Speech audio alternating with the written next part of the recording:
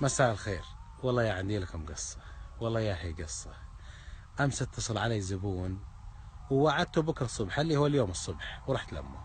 وشغلي أنا بطبيعته لأني أشتغل بقصور والفلا الفخمة، فعلاقاتي واحتكاكي كله مع التجار.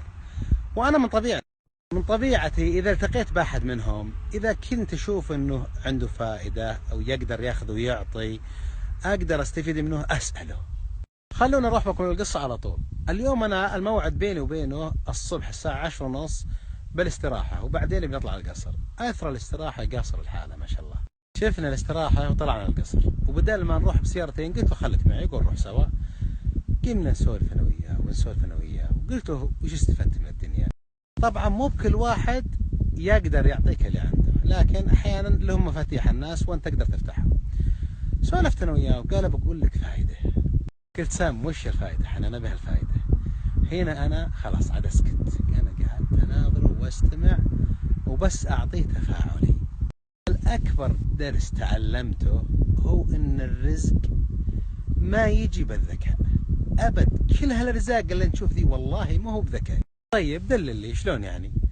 كشف. انا تاجرت ورحت وجيت وملكت ملايين. اليوم الاسهم اللي طاحوا بها الناس كنت أدير محفظة ب270 مليون ريال، كان لي خاص منهن 35 مليون.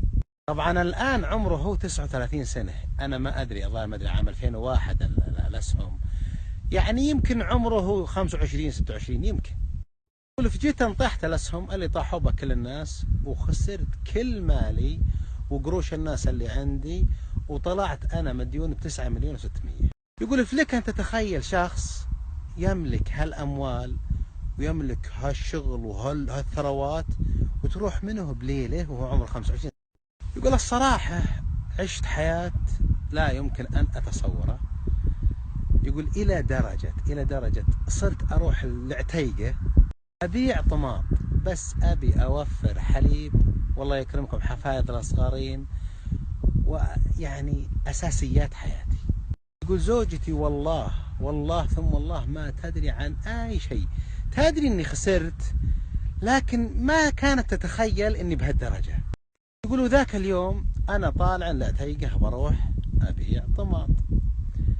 يقول طالبت من زوجتي أغراض للبيت وكذا، وبروح أبيع وأشري بالطماط علشان أوفر لهم هالأغراض. يقول رأس مالي كل اللي معي بمخباتي 660 ريال. يقول امشي ومره اشوف سوداني متعطل بوسط الشارع مع عائلته، يقول مره اوقف عنده، قلت له عسى ما اشوف ايش فيك يا زول؟ قال والله سياره خربانه. يقول ومره اخذه هو عائلته واوديه لشقق مفروشه. يقول ما معه شيء ابد، سيارته خرده الى اخر درجه. يقول مره استاجر له غرفه وصاله. يقول عائلته كبيره شوي، يقول بس عشان ما معه وانا ما معي استاجرت له غرفه وصاله. يقول وننزل العائله حقته ونرتب بنروح نطلع السياره عشان ما يسحب المرور وسط الشارع. يقول قال لي تكفى عطني 10 ريال. قلت ليش؟ قال ابشري اكل للعيال. يقول الممثل الرجال داج ما معه شيء ابد. يقول شرينا اكل ورحنا ودينا للشقه ورجعنا للسياره. يقول يوم وصلنا السياره مره اساله، قلت له وش تبي السياره؟ قال والله ما ادري. يقول اناظر ما بيدي الا اللي معي. يقول مره طلع كل اللي معي كذا واجمعهن واعطيني. يقول والله ما معي ولا أملك بحسابي وبدنياي غيرهن. يقول والمرة تبي أغراض ولا أدري والله وش أسوي. يقول وش أسوي يا ولد؟ ما يقول حتى هاقروش البقيات ذولي من أول بروح أضارب بين بشري بن طماط وأبيعهن والزود أبشري بن الأغراض وارجع. يقول يوم وصلت باب بيتي وناظر ولا مرمى. يقول عجزت أتحمل، عجزت أقبل من نفسي إني أدخل ما معي شيء دودين. يقول قلت بروح لسوق الطماط اغادين القى بيعه مو بلازم شراء باي طريقه، مضاربه اشريه واسدد له عقب شوي، يعني بدور اي حاجه. جماعه تخيلوا القصه ذي، الواحد كان يملك ملايين يعني قبل شهر، قبل شهرين، قبل 3، رجل ثري يعني مهب. يقول ورحت لسوق الطماط. يقول يوم وصلت الكوبري ابد بطلع كذا ومرير ان الجوال. يقول ورد على الجوال السلام عليكم. عليكم السلام. وتعرف عليه يقول ما أعرفه طبعا. يقول قال أنا فلان بفلان، أنا رفيقتك من أول تذكر. يقول لي 15 سنة ما شفته. قال إني تقهويت اليوم مع أبوك وإني أخذت رقمك من أبوك وإني ولهن عليك وإني والله العظيم إني جاي للرياض علشانك أبي أشوفك. اليوم قال سدى، يقول مرة أوقف سدى، يقول أقسم بالله وقعد أصيح. يقول عرفت أن الموضوع في شيء من الله، وشو ما أدري. إيه وياصلا يجي ويقلط عندي وتزين لي المرأة قهوة وتزين الأمور ضبط الأمور. يقول نقدر نسولف ونسولف. قال أبو فلان تذكر سيارة تتبعتها علي قديم؟ يقول أنا تتبعت عليه سيارة ب37,000 ريال. يقول على أنه بسدد الأسبوع اللي جاي واللي بعده. يقول الرجال كان نورا. يقول السالفة ذي يوم أبيع عليه يقول مو بطيلة 10 سنين. يقول آكلنا الرجال قروش وحاولت وكلمت أبوه وحاولت بل أقدر. يقول عجزت. يقولوا نسيت. يقول قال يا رجال أنا الصراحة أني أكلت حقك وما أدري شلون، وأنا والله كل يوم ما حسبت له واجد وأبيك تكفى تسامحني. يقول مرة يطلع القريشات من مخباته وزمره ويعطيني إياه 37,000 ريال. يقول تخيل من 660 ريال ما معي غيرهن 37,000. يقول ما قلت على كذا. يقول خلصنا قهوتنا ونزلنا مع درج. يقول حنا نازلين قال ابو فلان ما ودك نرجع ناخذ لنا فنجان؟ قلت له الله يحييك كه. يقول نرجع انت قهوه. يقول يمدريتهم انه تطلع 120,000 ريال بزمره ثانيه وقحلتهن علي. قلت وش هذولي؟ قال هذولي ارباحك، اني انا ضاربت لك بس 37,000 ذولي وهالمده اللي راحت هذولي ربحهن. يقول قلت لا. يقول ويحالف علي ويطلج الا اني اخذهن. يقول واخذهن. يقول ما مداوي يطلع مع الباب الا انا وين اروح؟ يقول واروح للشق ولا السوداني اسالهم السوداني موجود؟ قال موجود. يقول ونادي العامل قلت له هذه 500 ريال. يقول قلت وين العامل الثاني حق الشفت الثاني؟ يقول يجي. يقول واعطيه 500. قلت لا يطلع سوداني الا انتم معلمينه. قالوا خلاص. يقول واروح احنا عندنا مناسبه يقول حضرنا وكذا. يقول اليوم صار بالليل ورجع عيالي لبيتهم. يقول وارتب سيارتي واروح للشق. واجيهم الساعه 2 بالليل. يقول قلت له انا وين شقته؟ قالوا رقم كذا. يقول ورقه فوق بالدور الثاني. يقول يوم وصلت عند الباب يقول ولا اسمع السوداني يقوم الليل يقول يقرا ويدعي وكذا. يقول يوم انه خلص صلاه يقول ونطق الباب. مين؟ قلت انا رفيقك فلان. يقول لي يطلع لي. قال اقلط. قلت وين اقلط؟ اعرف البير واعرف خطاه على ما يقولون، لكن سم. يقول وطلع 37,000 حقت رفيقي واعطيني اياه. يقول قلت له بس انت شوف انت صاحب دعوه مستجابه تكفى لا تنسان بالدعاء. يقول عقبها ابشرك والله ما شفت شر.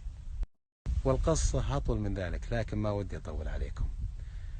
القصه بها عبر كثيره قوه. هل تتعجب من كرم الله ولا من استجابة الدعوات لها السوداني اللي قد يراها البعض ويتهاون فيه حاله رثه وكذا، أو تتعجب من كرم صاحبي هذا اللي خسر كل ماله ومديون 9 ملايين ولا معه اليوم إلا 660 ريال ويعطيهم كل ما يملك، ثم يجنه 37,000 وال120 وهو أحوج ما يكون ما زال يسدد ديونه وبلاويه، ومع ذلك يروح يعطينا السوداني أي قلب وأي قوة. ولكن هذا حال المؤمن لما يتعامل مع الله. الله يسعدكم. طلب مني البعض إكمال القصة وله تتمة بسيطة الحقيقة وجميلة. لكن قبل هذا صاحبي اللي روالي القصة لما جاء يروي لي القصة أقسم لي قسم وحلف لي حلف أنه لا يعلم بالقصة إلا هو، وأنه ما أحد على وجه الأرض، والقصة لها 10 سنوات، لكن قال سبحان الله ومرت إني أقول لك. قلت بيض الله وجهك واستأذنته بنشره. تتمت القصة. يقول إني أنا أعطيت السوداني 37,000 وسولفت أنا شوي بكذا وأخذت رقمه وصار بيني وبينه تواصل وراح. يقول ما قعد عقبه ولا أسبوع على طول مشى جاب الله القرشات. يقول داقوا الفقر بذا وهلو هناك بعد يحتلون. يقول أخذ عياله ومشى. السوداني قام يستثمر قروش 37,000 وسبحان الله فتح الله عليه واغناه الله. لا اله الا الله. بركتنا داوي. يقول راحت الدنيا. يقول تشوف السوداني اللي عندي رفيقي عنده سوداني يشتغل عنده. قلت ايه؟ قال صار بينهم والسوداني هذا تواصل. يقول اخر شيء هالسوداني اللي عندي اخته تبي تتزوج. يقول جاي بيمشي من عندي، يقول أعطيته كم قرش وزينت سيارته كذا وراح لأهله بالسودان بيجهزون الزواج. السوداني اللي هناك أبو 37,000 دري إن السوداني هذا اللي يشتغل عند صاحبنا راعي القصة جاي، وش سوى؟ قام وسوى حفلة كبيرة ملفتة قوة. ليش؟ إكراما للسوداني هذا علشان كفيله.